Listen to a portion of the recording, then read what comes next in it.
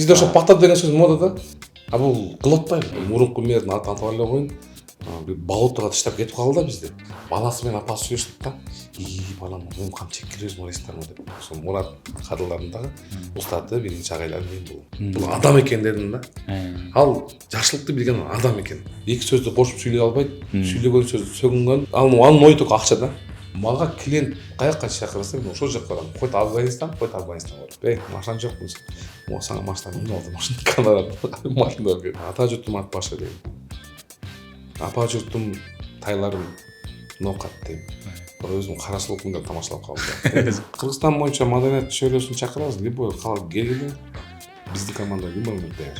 Көрүүчүлөрүбүзгө Ордолу Ош шаарынан кайрадан жалындуу салам айтабыз. Ош шаарындагы белгилүү аты бар, өзгөчө ойлору бар инсандар менен маектешип жүрөбүз. Сиздер билгендей, бүгүн да биздин баягы бир суранучубузга жок дебей макул болгон шоумен, Оштон сыймыктуу уулу, Оштон чыккан көпчүлүк жылдыздар устатым деп сыймыктанып айтып жүргөн Аман Ибраев байкебиз бизге келип отурат. Сиз менен бир айдан бери байланыштабыз негизи. Бирок ошол биринчи жолу чалганда эле жок дебей дароо макул болгонсуз. Чоң рахмат. Ош шаарына келип калдык атайын сиздер менен. Куш келипсиңер, ассалам алейкум сизге дагы. Ошто жай кандай өтүп атат? Негизи быйылкы жай аябай ысык болду дейт го. Бардык жагынан. Жылда эле ушундай ысык өзүчө. Бирок сиздерде бир маалымат жагынан да, өзгөрүүлөр жагынан да Ош шаарында аябай ысык болду. Бизге чейин барып атат. Кудайга шүгүр, жакшы бир мэр келген экен, көрүп атасыңар, Ошубузду аябай сону көрктөндүрүп. Бул мындай да, бул Ошту оңдоп атат деген сөз, бул жакшы. Бирок бул инсандын бир нерсесин да айтып өтүш керек да. Ак бура бар го. Ак бура дарыясы да, ак бура суусун ушуну чытпайбызбы? Биз билбей жүргөн экенбиз да. Көзсө ак буранын үстүнөн канча адам таштап, канча адам ошонун үстүнөн жашап жаткан экен. Анткени баягы үйлөрдү көрүп атпайсыңарбы? Каналдарды тазалаган. Эң сонун жумуштардын бири ошол каналдарды тазалаганым аябай жакты. Мына Кудайга шүгүр тазаланып калдык. Буюрса ак бура мындай көрүнүп ачылып калат аябай. Биз да буга чейин жолдон өтүп деле Ошко бир 2-3 ирет келгенде ак бура деп угат элек, бирок көрбөйт элек да, ачыгын айткандачы. Ак бура дарыясы мындай көрүп атпайсыңар, суусунда аккан эле Ошко кирген эле көрүнөт, бирок каналга бөлүнөт да. Шаардын ичинен кирип кетет да. Анан көп адамдар эле ошонун үстүнөн үй салышып эле, мындай тапчандарын коюшуп эле, жабып салган экенсиздер. Болсо билдирбей эле жанагындай отходдорун ушул аркылуу чыгарып турган учурлар болгон экен да. Ошолордун баарын таап, ошолордун баарын азыр жыйыштырды да. Ошон үчүн мэрге деле чоң рахмат айтып коюшум керек да, чыныкы бар болуңуз. Анан ар ким ар түрдүү кабыл алып атат. Кээ бирлер баягы тамашасы менен пахта деп да атат, бирок биз өзүбүз сырттан баягы келгенибиз менен чындап Ош шаарында өзгөрүүлөр аябай жакшы, жумуштар катуу жүрүп атыптыр. Бизде ошо пахта деген сөз модада. А бул кылып атпайбы? Кылып аткан кишиге балким койгон деле. Кантип сен рахмат дей албайсың? Дейсиң да. Сиз эл аралап жүрөсүз анын үстүнөчү. Эл деле ушундай пикирдеби? Элдин 98,9% ошондой. Бирок 1% болушу мүмкүн жанагы үйлөр снос болгондор, бизнестерин алдыр бергендер гана ичинен ачышпаса, ата калгандар эмне үчүн жаман көрүш керек? 7 миллион калктын миллион деп коеюн, миллиондун 950 миңнин канчасы уже ыраазы да. Болгон ошо нааразылар бар, алар кимдер? Айтып жана үй уралгандар, үй снос болгондор, бизнесин жоготкондор ошолор эле. Бул темага дагы бир суроо менен токтолоюн. Негизи эле ошол снос дейли, Ош шаарындагы баягы физический жактан өзгөрүп жаткан нерселерден сырт, сиз дагы эмнелер өзгөрсө жакшы болот эле деген ойдосуз. Балким сиздин көңүлүңүздө жүргөн бир маселелер бардыр. Мен көңүлүмдөгү нерсе жолдор болчу. Биздин Оштун жолдору мындай тар болуп калган да. Ошолорду азыр кеңейтти. Уже почти что кеңейтти уже. Ачылбаган жерлерди мындай үстүнөн сүрүп барып ачырды. Анткени Ош деле бишектен кем калбай пробкага ташап калганбыз. Мурунку мэрдин атын атап эле коюн, бир болотого таштап кетип калды да бизди. Анткени Оштун киребиш арка, прям жолду бузуп салган. Бул жагы Нокаский бузуп салган, Кавинди бузуп салган. Оштун айланасы прям баткак болуп жатып калды да. Машинаны минип жуудурсаң бүттү. Бир саатка жетпей капкара болуп калышты. Тойлорго барабыз да кеч.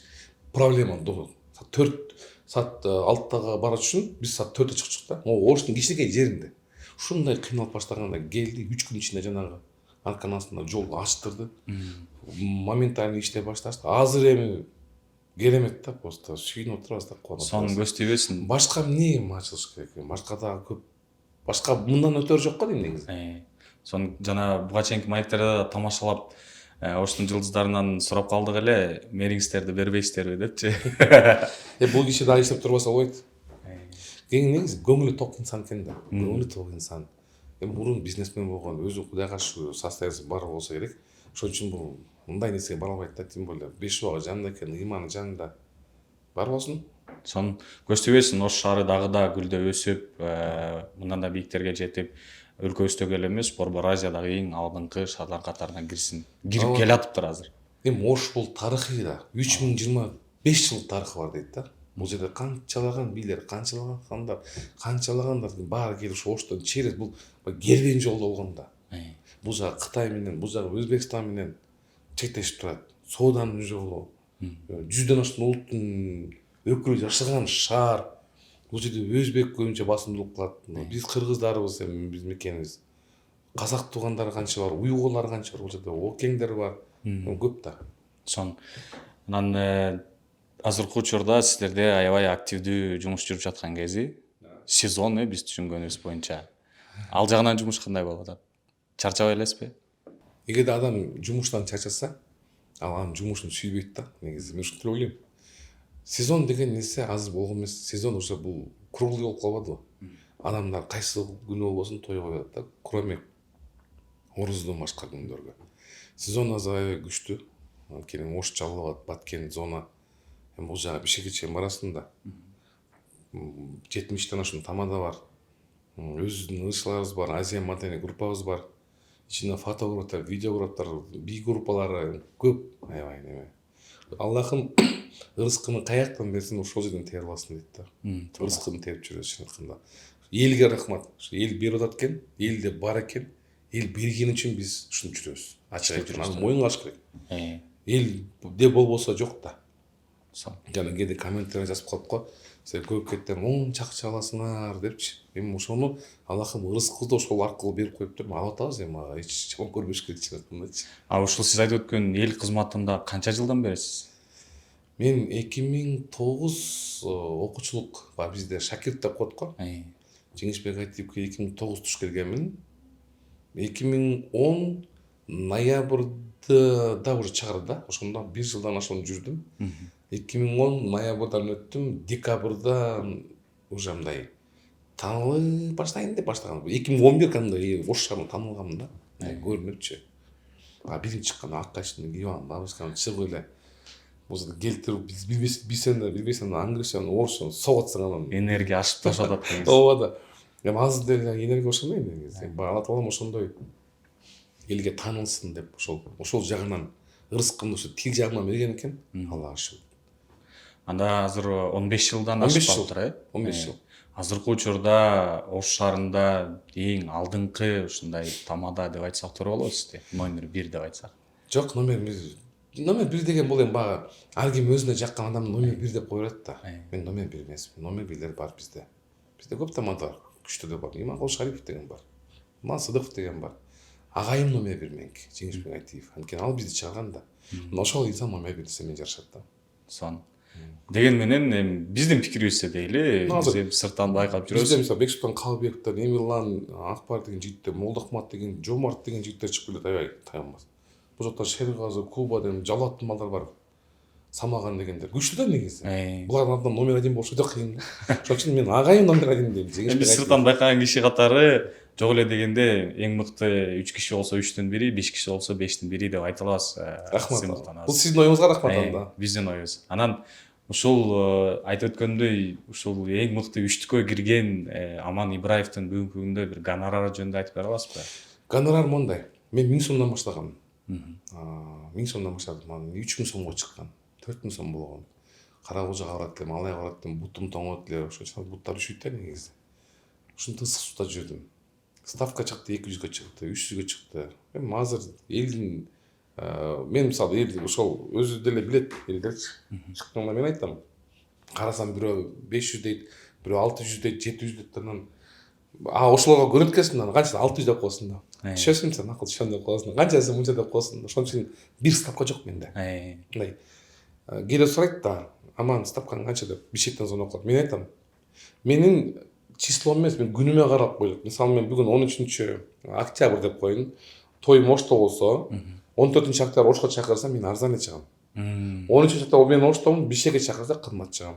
Мысалы да, жер да, сен Лейлекте той аппараты ертесің тойың жалап толып қалса, қымбат айтады. Өйткені ал жерге музыкантың бар. Ешкім еске албайды. Мен жанымда музыкант, аға күндік гонорар бар. Екінші помощник бар. Ал ошол сумманың 5% алады. 10% 5% алады. Уже мысалы, егер де сен ставкаң $300 же $400 шыққан болсаң, $150 уже жоқ деген естіп қой да. Бүт аналардың емгегі да. Же $500 шықсаң, уже $200 жоқ та. Болған сол $300 үшін тұрасың да. Бұл $300 бұл чоң ақша да. Ал $300 үшін адамдар керек болса 1 ай іштейді, 2 ай іштейді да. Сол үшін Аллаға шүкір деймін. Егер тойым 31 той болса, 31 тойдың 5-і сөз ассалаумағалейкум той, сон той да, бағы ақысы той, шынында айтқанда бағы өзім көңілден шыққан той. Кейде болып қалады, қолыма жоқ болып қалады да, қолыма жоқ болып қалады, түсіндіреді мен барам. Барып та келгем, не бара берем да. Адам еш қашпаймын.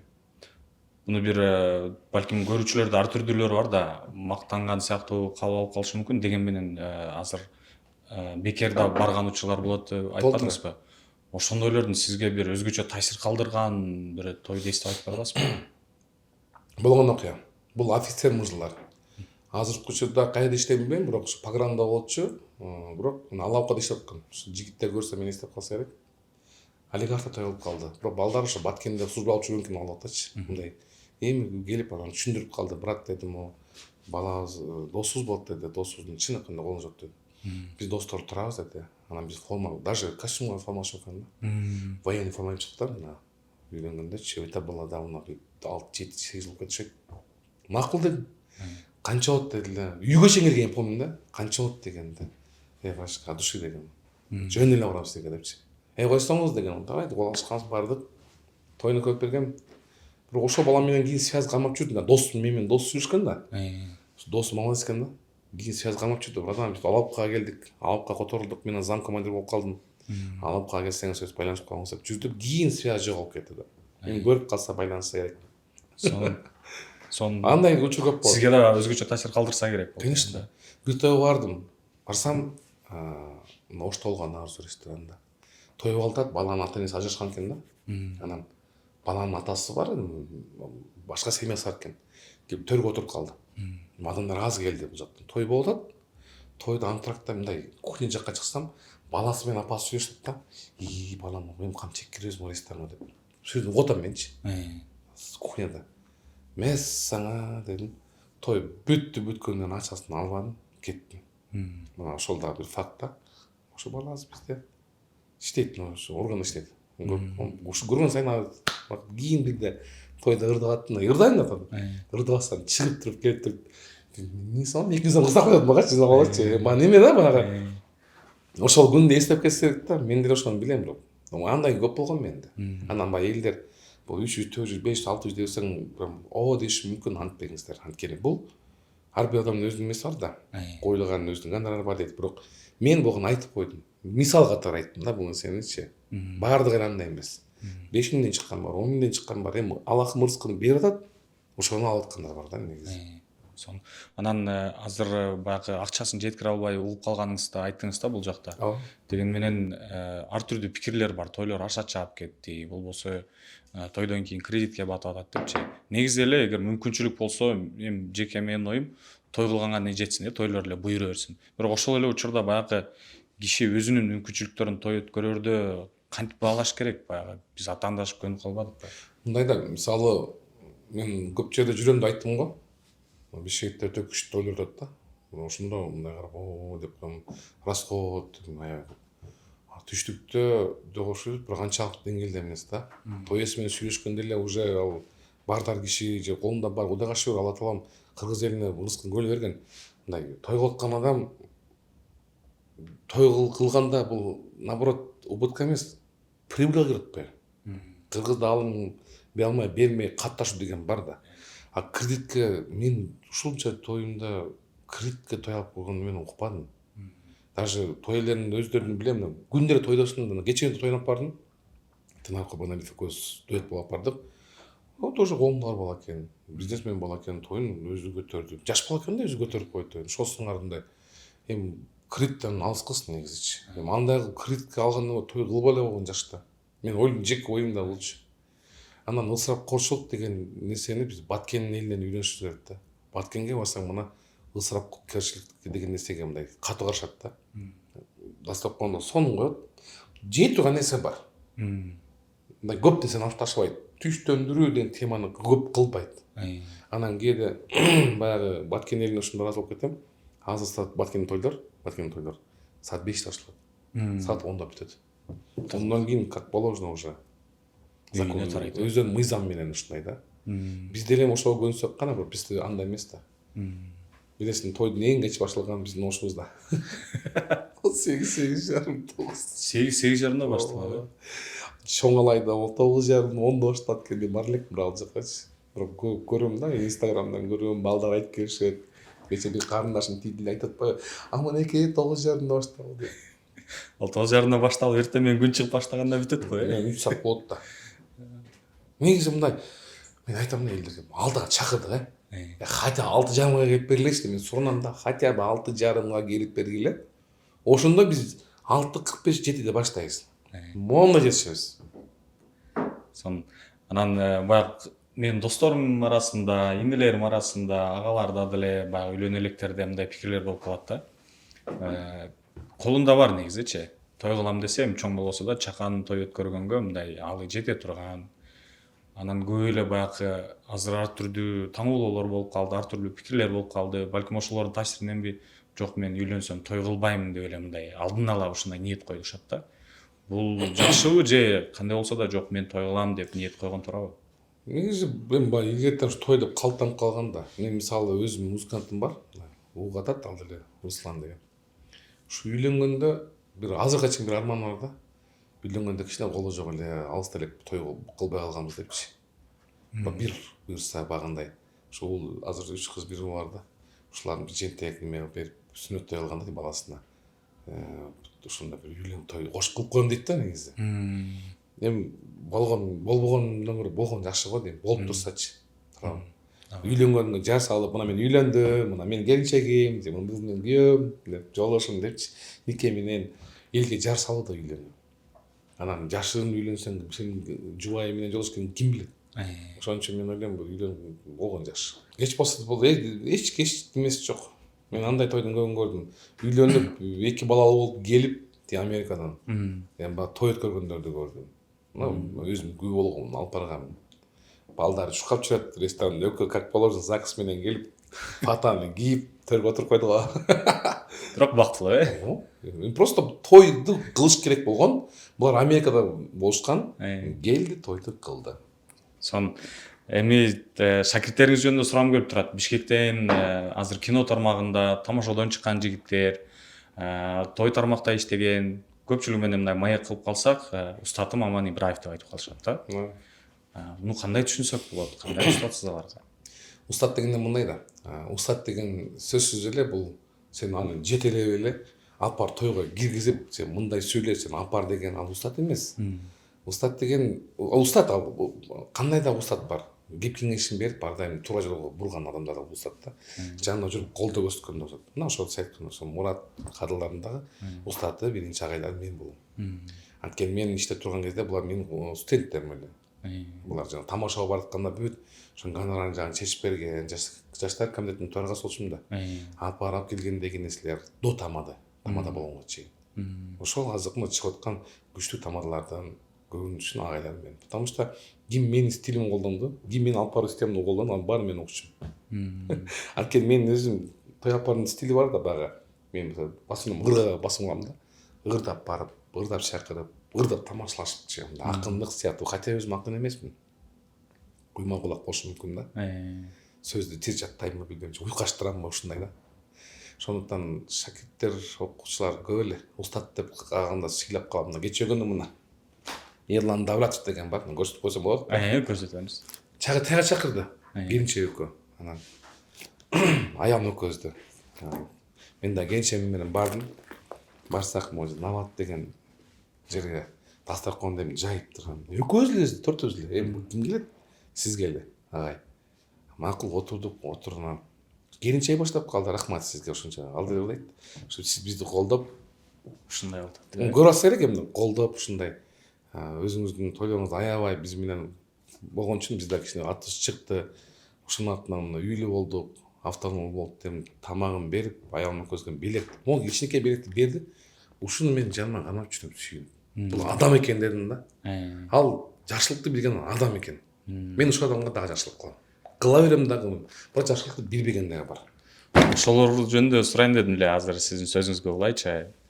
Сиз бир өзгөчө мээнет кылып дейли, убактыңызды арнап, өзүңүзгө шакирт тутуп, анан убагы келгенде ошону унутуп кеткендер болду. Балким сиздин көңүлүңүздө бир өзгөчө калган атын атап алсаңыз да айтып бериңизчи. Жок, атын ата албайм, бирок толтура билет.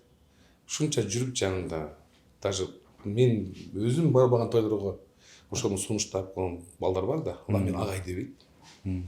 Өзүм чыккан дейт, анан лицо менен айтам. Эгерде ким өзүнө ушуну кааласа, мен ойлойм, артка кайтып, бир эле көрүп агай деп койсо сүйүнүп калсын да. Сүйүнүп каласыз. Көп андай. Андайлар көпкө барбайт. Устатын сыйлаган инсандарчы. Мына мен айтам, менин устатым Жеңишбек Айтиев. Ал мага туура жол той алып баруу системасын үйрөтүп, өзүнүн жанындагы мына келген тойуна апара турган адамдарга мени сунуштап, муну жакшы бала. Ошонун бүт ошол агалары, эжелери кийин мен мындай айтканда ошолордун как тойдон апарып калдым да. Ошол аркылуу чыгып кеттим мен. Ошон үчүн мен өмүр бою бул инсанга ыраазымын.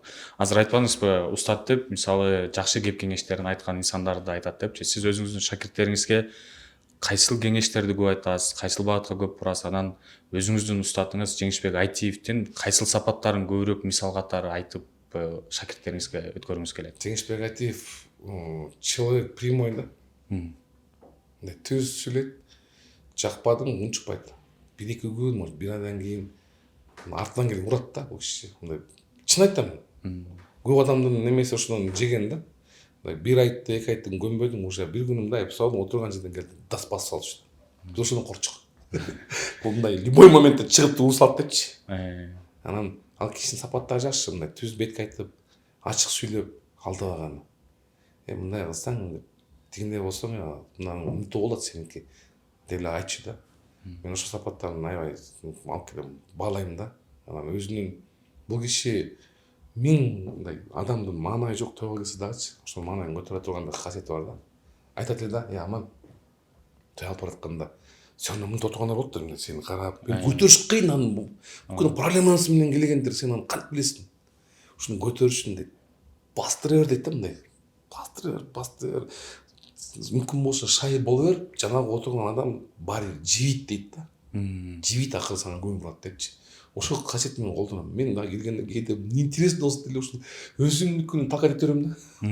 Бирте бас чыгыш керек да. Аны карап кайра маанай түшүргөндөн көрөкчү. Ошон үчүн мен да окуучуларыма айтам, туура жүргүлө. Мен айтам аларга, жашоодо алдаш керек. Мен деле болгондо мисалы көп эле алдадык да. Жаш болгондон кийин любой адам алдайт да. Коркуп алдайсың, тинт алдайсың да. Мен кийин ошону үйрөттүм да. Алдаш керек экен. Жашоодо чынчыл болуш керек экен. Бирөөнүн артынан сүйлөбөш керек экен. Мен ушуларды колдонгон элпек болуш керек экен. Элпек болсоң баарына жыгасың. Алдабай түз жүрсөң, сенин жумушуң жүрөт, сага ишеним көп болот. Ошондуктан балдарга ушуну айтам көбүнчө. Анан кээ бир балдар дагы ушундай ушул чөйрөгө аралашкым келет эле, тамада болот элем дегендерди дароо көрүп байкаса болобу? Мындан чыгат же башка жумушту эле кылса болот деп. Конечно, ал сөзсүз. Бир сапаттарын сүрөттөп бересизби? Балким көргөндөр болсо, ушундай сапаттар жок болсо жөн эле койгула дегенчи. Тамада болом дейт, бирок чын айтканда баягы Кудайга шүгүр, байлыктын баардыгы жакшы, бактысы билим дейт го. Билимдүү балдар барлык болот да. Сүйлөгөндө эле өзүнүн орду менен так сонун жигиттер. Булардан чыкса болот да. Анан кээкилер бар да. Эки сөздү кошуп сүйлөй албайт. Сүйлөгөн сөздү сөгүнгөн, анан бир сөздү мындай башкача да, мындай турганчы. Анын ою только акча да. Эпте кирсем байып кетсем депчи. Бул андай эмес. Кантип тамадалардын баары бай болуп кетпейби анда? Бул деле жоопкерчилик чоң. Өтө бул оңой көрүнгөн менен бул жерде канчалыгын талап. Мисалы сен бир күнгө заказ алсаң, 13 апрель деп калдык го. 13-не заказ алдым дейм мен. Ошол күндү келем, ошол күнү менин бажам той болуп калышы мүмкүн. Менин акем той болуп калышы мүмкүн. Менин досторум той болуп, мен бара албайм. анткени ошол тойго барышың керек. Ошол тойду эртең кечке ойлоносуң. Ошол тойго апарасың, ичинде музыкант менен барасың, помощник менен барасың, анын баарын ойлобойт да. Ошол сыңарындай баягы ар бир нерсенин өзүнүн кыйынчылыгы бар да. Оңой нерсе жок. Оңой көрүнөт бирок меличи. Сиз тамадалык менен чогуу башка жумуштарыңыз да барбы, ишкерлигиңиз? Да, эми кандай ишкерлик дегенде кандай, мен Артфилм курулуш компаниясы бар. Ошол Ошто, Жалатта, буюрса Бишкекте. Ушул компанияда иштейм өзүм да. Үйүмдүн прям алдында жайгашкан үчүн баягындай кирип чыгып. Иштейм дегенде жетекчилик кызматтасызбы? Мындай эле, как сотрудник.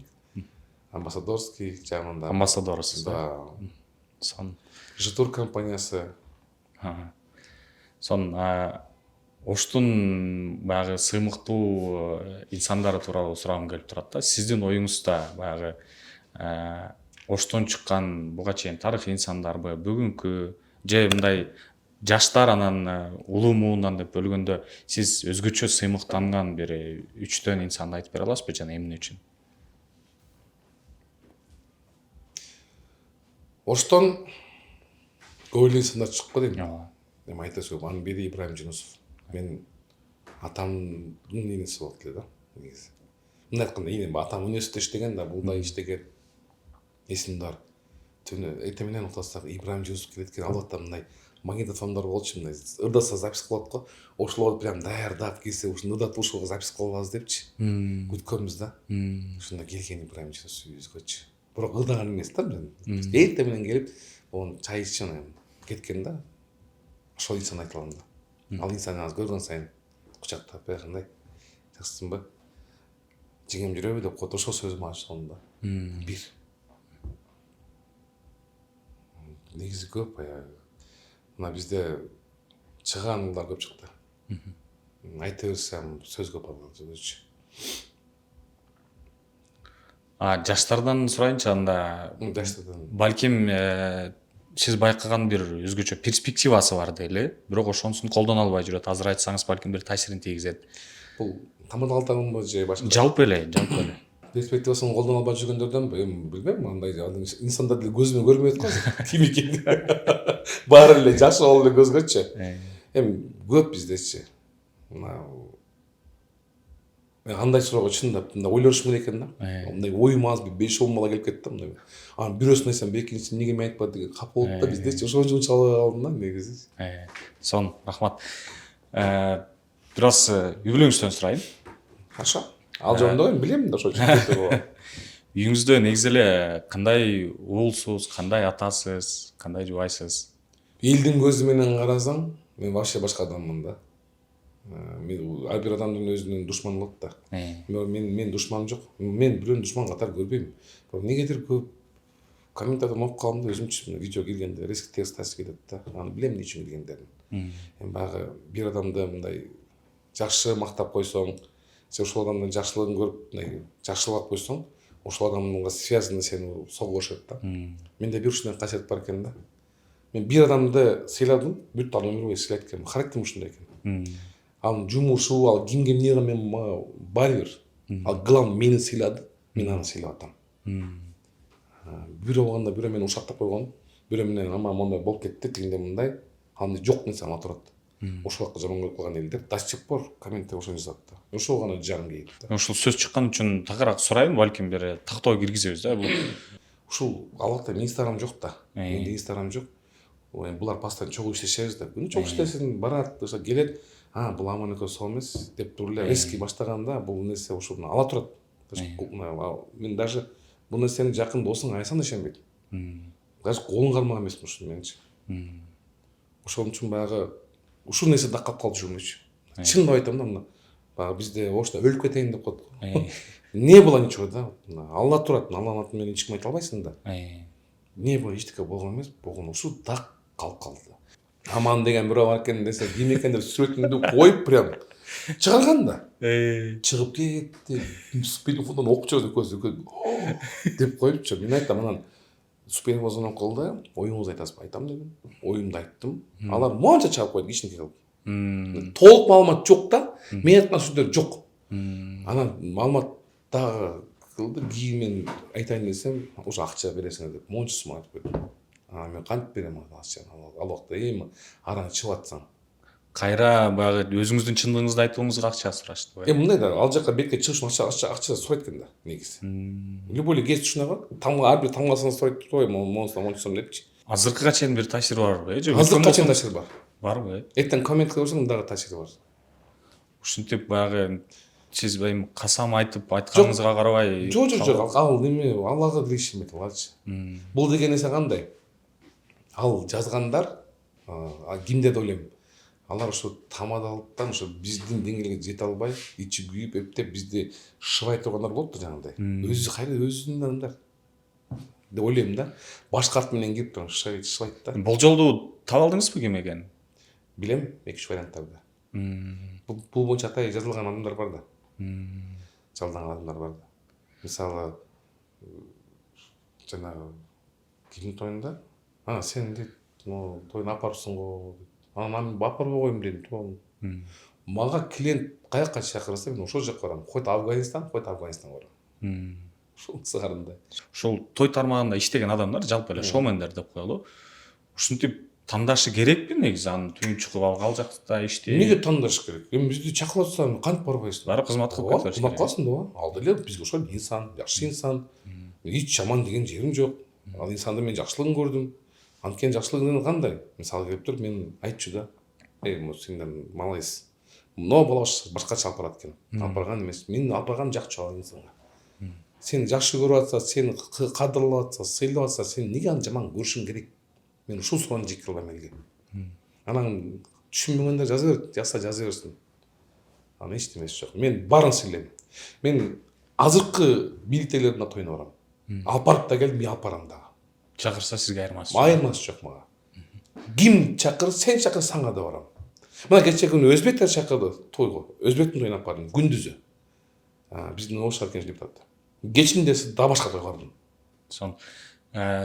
Бул суроого балким кааласаңыз жооп бериңиз деле. Ушундай белгилүү колунда бар кишилер же баягы бийликтегилер тойго чакырып, анан сиз күткөндөн да баягы реалдуулуктан жогорураак бир гонорар алган учур болдубу? Болгон. Суммасы мүмкүн болсо. Суммасын эмне айтып берем? Гонорар канча? Бир адамга ушундай жакканмын. Это было, мен башынан айтып берейин, это было 2011-жыл болсо керек. Машинам жок жүргөн кез. Ошол бир банкетте жолугуп калдык. Апарган жаап калды. Анан 23-февралга чакырды, мырзалан. Анда тоже жакты. Жүрдүк. Ошол 1 жыл аралыкта 2 жолу 3 жолу мен гашымды көтөрүп келгенин көрүп калдык кышта. Анан өзүнүн бул чоң киши. Өзүнүн ошол жардамчысынын Поло деген машинасы бар болчу, 1462 деген номер. Анан ошону алып чыгып туруп, машина жокпу? Могу сага машина минип алдым, машина берип. Ал Поло азыркы Camry 50-нün ролун ойночу да. Ошол кезде.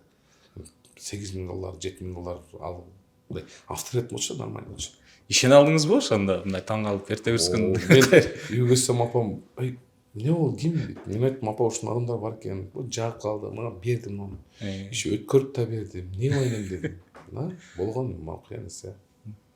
Анан жанакы эң ушул чамаачылардан мурку суроого айталы, үй бүлөңүз жөнүндө. Эми үй бүлө жөнүндө 5 балам бар. 3 кызым, 2 уулум бар. Улуу кызым мына 11 класска болуп калды азыр. Кийинки кызым 8ге көчтү. 5ке көчтү. 3 класс, анан 4 жашар. Нокаттан үйлөнгөнмүн. Атам үйлөнгөн жерден. Атам билесиңер эми ат башыдан болот, нарындан болот. Ата журтум ат башы. Төрөлө өскөн жерим Ош Кара Суу. Ошон үчүн айтам, ата журтум ат башы дейм. Апа журтум тайларым Нокат дейм. Бирок өзүм Кара Суулукмун деп тамашалап калдым. Кара Суунун суусун ичип, абасын жыттап дегендей. Ошол жерде чоңойдум да. Ошон үчүн мен Кара Сууну унутпайм. Бирок ата журтум жүрөгүмдө. Ат башы, аны танбайм. Ат башыга барып турасызбы? Барып турам. 2-3 жыл болуп бар элекмин. Быйыл барам деп барып, биз келатканда уже кайра срочно келгенге төрөлүп калды көлдөн. Кайра кетип калдык. Эмки жыл сөз барабыз. Ушул эки облустун баягы кайсыл жакшы сапаттары сизде бар? Негизи мындай ар бир жердин диалекти бар да. Муну өзүн биз чоңдор айтты го. ага макул болуш керек. Бир жерге барсаң тырылдап сүйлөйсүң, бир жерге барсак а деп сүйлөйсүң, бир жака барсаң ми деп сүйлөйсүң депчи. Биз баарыбыз кыргызбыз. Бул тил жагынан, диалект жагынан адамды бөлбөш керек да. Нарынга барсаң абасы жагат мага. Нарынга барганда баягы билбейм, абасы ушунчалык мага жагат. Потому что жеген тамагым сиңимдүү, өзгөчө неме да, мындай башкача. Тоолуу жер болгон үчүн. Анан мээли билесиңер, тарсылдар тарс бетке айтып салат. Сен капа болуп атасың, аны эч ойнобойт. Эми баягы байкелерим да өзүмдүн жакындарым. Ош эли башкача эл. Бул ичпей ийилген эл. Мындай жакшылык менен жөнөген эл да негизи. Баары жери ушундай. Шашпай, жай, Ооба. Баары жери мага Биз жагат. эмеден да байкадык, ушул жерден кечирим сурайм, сөзүңүз билбедим. Бишкекте светофордон светофорго биз шашпай дайбыз да, машинанычы. Учуп. Бул жакта жайбаракка жүрүш керек экен да биразчы. Бизде мондай жакшы коопсуз шаар кирип калды да. Бизде мындай жол турса машина мурду менен чыгып алат да. Я айдабайт, же турат ушуну өтө албайсың. Турат карапчы, ушундай правилаларды көп бузабыз Ошто. Азыр бир аз бузбай калдык, анткени штрафтар көбөйүп атат. Иштеп калган. Иштеп калган үчүн. Сон балдарыңызга кандай тарбия бересиз? Эмнеге көбүрөөк басым жасайсыз? Анан моундай темпте мындай жумушуңуз көп учурда тарбия бергенге жетишесизби? Тарбия берген апада көбүнчөсү. Үйдө менин апам да бар да. Чоңпасынан тарбиясын алышат да. Эми ошо бир өкүнгөн жерим өзүм анча тарбия бербей калдым да. Эми бирок тарбия бергенде кандай? Мен эми эртең менен кечкисин эле үйдөм да. Чыгып кирип бала чака менен эле болгон ушул кечинде гана бир 6 саат жок болом да. Так жаман бир ата эмесмин го негизи. Кыздарыма деле балдарыма тарбияны айтып турам. Көп эч ким ондан эшикке чыкпай кала. Эчтен кошунаны көрсөңөр сөз салам бергиле. Анткени сен кошунаң улууларга салам бериш керек. Кичинеде Куранда немелер бар. Балдарыма сөйлөп жатат ком. Жатта мен 2 күн убакыт берем, жатта деп. Ушундай. Болушунча аракет кылып атам. Анан сиздин муун кайсы бир деңгээлде биздин муун, анан сиздин баягы балдарыңыздын муун айырмасы бар да. Сиз кандай айырмачылыктарды байкадыңыз? Жана өзүңүздүн баягы досторуңузга деле кандай кеңеш берет элеңиз балдарды тарбиялоодо? Балким ушулар булар бизден башкача депчи. Эми сиз балалык кезде баары башкача болчу. Биздин балалык сонун болгондо. Телефон жок. Эшече ойнойбуз. Бомби ойнойбуз. Бир жвачканы көрсөң сүйүнчүк да бизчи. Бир пепсинин идишин көрсөк, ошо пепсиге сууну куюп алып, сырттан мактанчу мындай консерваланчы. Типа мен пепси ичтем депчи. Азыр балдагандай эмес. Азыр бүт химикат эми туура мүмкүн болушу. Телефондон арылтуунун жолдорун көп ойлонуп көрдүк. Бирок кыйын экен да. Ошон үчүн үйдөгү тартип менен айтабыз. Үйгө барсаң түнөп мен чоң кызымды тамашалап калам да. Үйгө тойдон келесиң, качан келсең эле ошо кызым идиш чыгып аткан болот да. Түнкү саат 12:30 болот, 1 болот, 1:30 болот. Мен бул нерсе көп кайталанды да. Күндүз деле көрүп кирип чыгасың да. Кээде күндүз келсең идиш чыгып аткан болот. Ойлоп калдым, кызым идиш чыгып жакшы көрөт депчи. Анан немеме айттым помощникке. Үйгө экөөбүз чогуу жатып калдык. Азыр үйгө келсек, кызым по-любому идиш чыгып аткан болот дедим да. Экөөбүз күлүп, мешит жаппайт да мени. Ачып кирип караса кухняда идиш чыгып. Көрсөм мага телефон көрүп, менден коркуп барып идиш чыгып калат экен да. Атам келди депчи. Ушундай да. Атайын ошол убакытка, Ошол эми тырк дегенде эле бүттү. Биш менен көрүш керек да. Эми бул балалык кезде азыр. Аларынчы. Ата энеңизден көбүрөөк кандай кеңеш уктуңуз? Жана кайсыл сөздөрү эң көп мындай кулагыңызда жаңырат дейли? Биз ата эне бизди тарбиялаптыр. Бирок биз балабызды ошондо тарбиялабай атабыз да. Мындай карап, мындай бол, андай бол, тиндей бол депчи. Ата энебизди кандай тарбиялаган? Менин атам көп эсимде бар да. Балам, бирөө келип туруп сени азыр ушундайлар көбөйүп кетиптир. Бирөө келип туруп биз менен саят экен, сени наркоман кылып атат экен. Кеш жүрбө дейчи да. Кеш жүрбө суран дейчи. Анан өлүп кетатсаң дагы бетиме айт, чын айт дейчи да. Көзүмө карап тик айт депчи. Атам ушуну көп айткан экен. Ошо атам менен ушу баладан бир алым Марс Ибраев. Бир полковник Нурлан Ибраев. Бир мен. Тамашалап калса апамчы. Бир молдо, бир милиция, бир артисттер экен депчи. Эки эжем бар. Бирөө каза болуп калды. үч бир туугандагы 3 башка тармакта азыр өзүңүз айтып өттүңүз да. Чогулганда эмнелер жөнүндө баарлашасыздар? Biz çoğunluğu kanda biz только хахат эле турасыз. Бул акебиз молдос эле онда ойлоп алабы? Ала өтө мындай башкача инсан да, а психолог. Жан дүйнөсү ушундай иман жагынан. Бирок ошол учурда деле мындай адамга кантип мамиле кылышты билет, адам көңүл табышты билет. Өтө бир сонун инсан да алчы. Ошондуктан биз как болду үйдөгү мындай өз балдарыбыз жөнүндө мурукларды эстейбиз, ошондой эле. Азыр эми акем алыста жүрөт, ошо кыздын таалаткан экен, ошо Алла Таала ошого шыпасын берсин. Амин. Ошо дуа кылып койсоңар буюрса. Дагы. Сизде жалпы эле мындай жашооңузда аябай азыркыга чейин өкүнткөн бир кылган жумушуңуз дейли же бирөөнүн көңүлүн оорутуп алган учуруңуз болгонбу? Жанагыда. Ошо дак калды өзүм, мен жүрөгүм ооруду. Башка нерсе жок. Бирөөнүн деле мен мындай характерим жок. Бирөөнүн көңүлүн оорутканчы. Көңүлүн оорутсам мен артынан резко алып кечирим сурайм. Характерим ушундай. Мен бирөөгө жамандык каалабайм. Билбейм, кээде мени бирөөлөр мындай жаман сөз жазганда мен буга эмне кылдым дейм да. Что я ему делал? В принципе, эчтеке кылган жокмун мен. Значит, бул начардан экен деп коем. Негизи сиз бүгүнкү күндө мындай кыялданасызбы? Эң чоң кыялыңыз барбы? Конечно. Бөлүшө аласызбы? Ресторан куруу. Мындай кичине болсо ресторан куруп туруп, атын сурап коесуң, аты эмне? Ибрай ата. Ибрай ата. Аты да. Кайып атам кайып. Мен ушу илгерттен ушу Ибрай ата деп койсом, байкелердин дагы кайыптын баласы деп куру деген нерсе болот деп ушу мечтам ушундай да, мына бирдекен куруп чоң нерсе куруп. Ушунун атын Ибрай ата деп коюш да. Ибраев.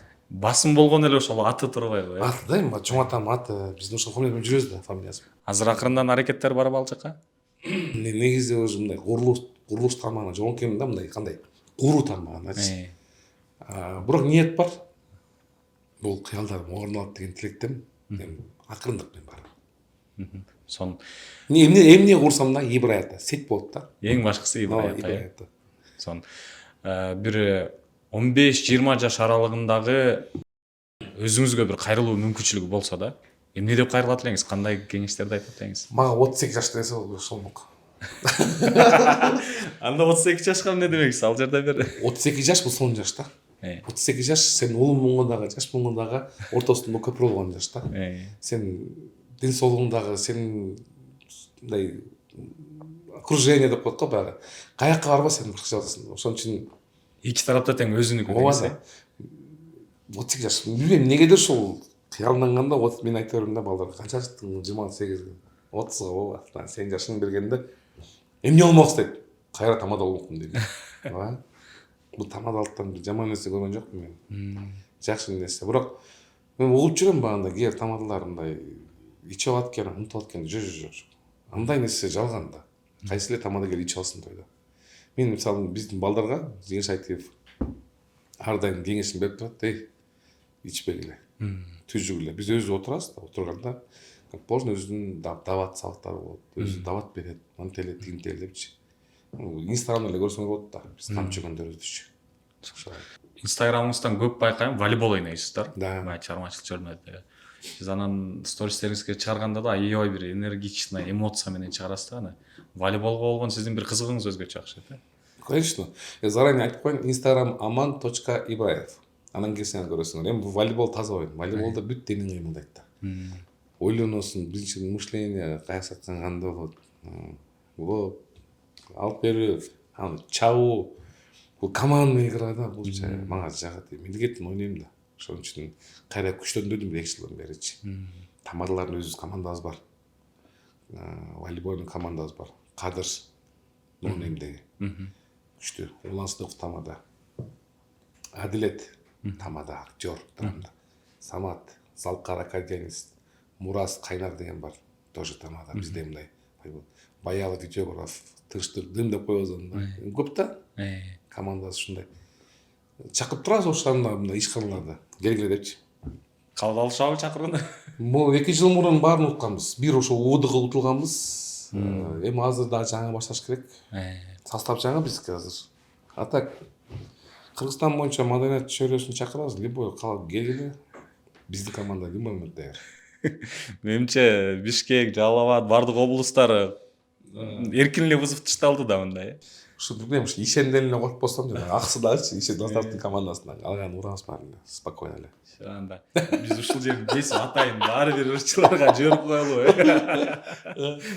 Ишенге бузуп таштай берчи, ишен азыр. Ишен күч катуу дейт да. Ага деле таштап кое бериңиз да. Ишен күтүп ал үкөм. Только модерн чөйрөсү.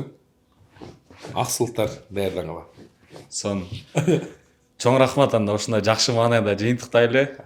Сизден да бир кайрылууңуз болсо, көрүүчүлөрүбүзгө бир жакшы тилектериңизди айтып өтүңүз. Кыргыз элин баары болсун. Бир гана Ош эмес, бүт жерибиз өнүксүн. Кудайга шүгүр, туристтер көп келатат. Ийгилчек, сабырдуу, адамгерчиликтүү бололу. Анан бири-бирибизди кыйбат кылгандан алыс кылалы. Бири-бирибизди жамандагандан алыстайлы. Биз кыргыз эл болгон аз элбиз. Ошондуктан ким кандай болбосун, бири-бирибизди сый урматтап гана жүрөлү. Силерге да чоң рахмат. Ишиңер өнүксүн, көрүүчүңөр көп болсун. Чоң рахмат сизге да. Баягы башында айтып өткөндөй эле ушундай бир убактыңыз тар болгонуна карабай убактыңыз бөлүп келип биз менен маек курганыңызга ыраазычылык билдиребиз. Жана сиз айтып өткөндөй эле гыйбат кылбай жакшы сөздөрүңүздөрдү билдирүүдөн күтөбүз. Чоң рахмат. Кыргызстаныбыз өнүгө берсин, ынтымак болсун, тынчтык болсун. Кайрадан ушундай жакшы күндөрдө көрүшөлү. Чоң рахмат.